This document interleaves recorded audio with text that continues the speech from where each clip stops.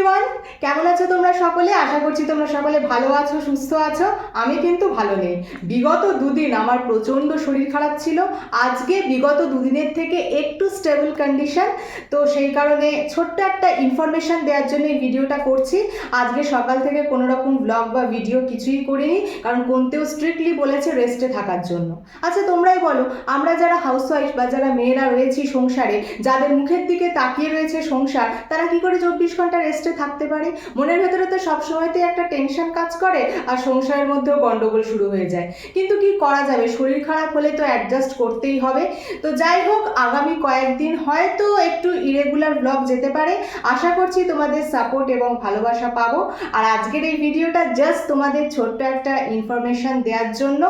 আর ওয়েদারের কন্ডিশন কি বলবো, সকাল থেকেই তো ঝিরঝির করে বৃষ্টি হয়ে যাচ্ছে, এখনো বাইরে বৃষ্টি হচ্ছে।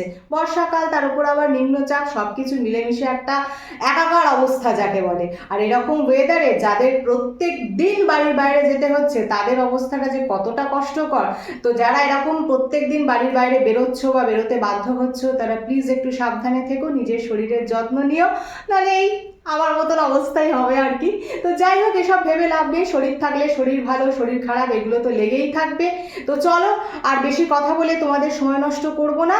আজকে তাহলে এই পর্যন্তই। আশা রাখছি আগামী দিনে আরও নতুন নতুন সুন্দর সুন্দর মিনি ব্লগ নিয়ে তোমাদের সঙ্গে দেখা হবে।